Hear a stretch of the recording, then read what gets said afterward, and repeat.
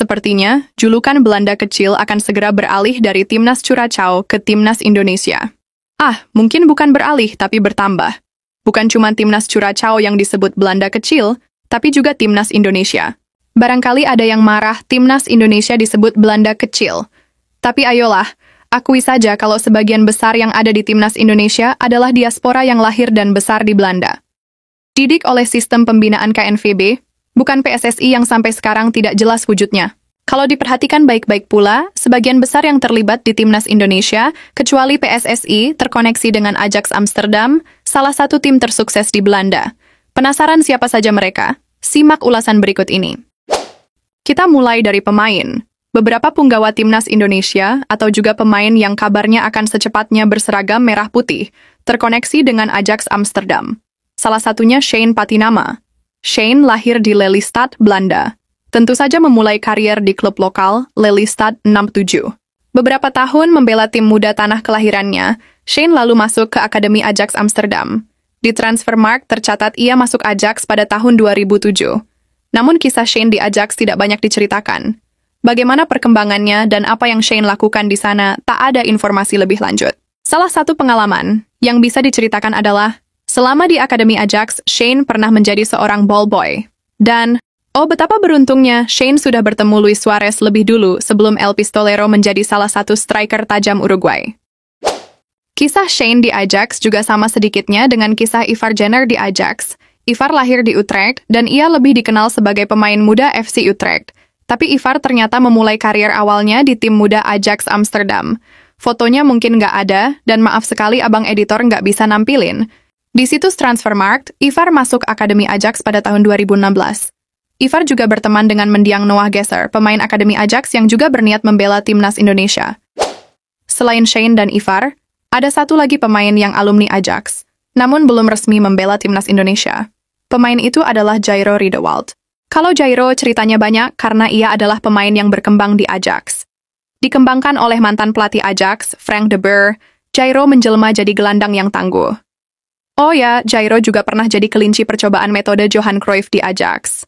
Adanya alumni Ajax di skuad Indonesia sebenarnya bukan barang baru. Dulu ada nama Ezra Walian, Irfan Bashdim, hingga Tony Kusel yang juga alumni Ajax Amsterdam, meski ketiganya tidak pernah menembus skuad utama. Selanjutnya jelas adalah sang pelatih. Patrick Kluivert adalah sosok yang sangat Ajax sekali. Tak mengejutkan karena ia lahir di Amsterdam. Kluivert masuk Akademi Ajax pada tahun 1984. Ia berseragam tim muda hingga tahun 1994,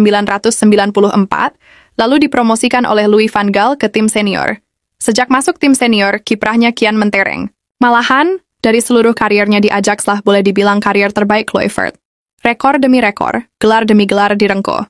Salah satu catatan yang paling mencengangkan adalah di musim 1994-1995. Musim itu bersama Louis van Gaal, Ajax jadi tim yang digdaya. Musim itu Ajax tak terkalahkan di Liga Champions dan Eredivisie, sedangkan Patrick Kluivert keluar sebagai top skor Eredivisie. Gelar itu menahbiskan Patrick Kluivert sebagai salah satu striker yang disegani. Karirnya di Ajax lalu berlanjut sebagai pelatih. Akan tetapi, Kluivert tidak melatih tim senior. Ia ditunjuk untuk melatih Ajax U19 yang di sana ada anaknya, Justin Kluivert, pemain yang kini ngosak-ngasik di Liga Inggris. Tapi Kluivert cuma sekitar 13 hari melatih tim U19 Ajax. Asisten Patrick Kluivert, Danny Domingos Lanzat, juga mantan pemain The Golden Zonen.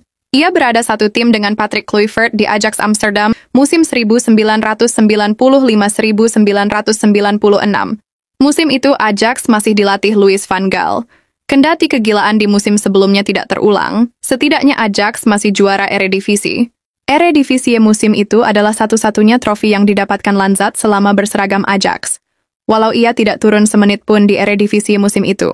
Pemain yang sudah menjadi bagian Ajax Amsterdam di usia muda ini malah terbuang ke klub yang dieja sulit, MVV Maastricht, persis setelah menjuarai Eredivisie.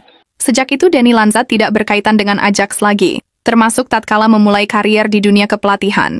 Di Belanda sebagai pelatih, Danny Lanzat lebih banyak menghabiskan waktu di AZ Alkmaar. Selain pernah menjadi asisten individu di bawah Marco van Basten dan Alex Pastoor, Lanzat pernah sebentar menjadi pelatih AZ Alkmaar U17.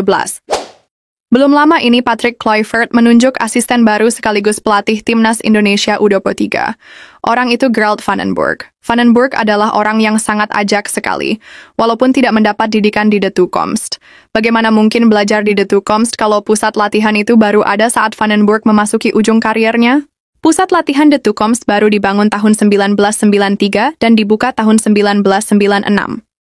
Rentang tahun tersebut, Gerald van den Burg sudah melancong ke Jepang, berseragam Jubilo Iwata. Di Ajax, van den Burg satu angkatan dengan Marco van Basten. Ialah yang menjadikan Van Basten striker yang tajam berkat asisnya. Gerald van den Burg juga pernah satu tim dengan Frank Rijkaard dan sukses meraih gelar Eredivisie dalam 3 musim beruntun, dari 1982 hingga 1985.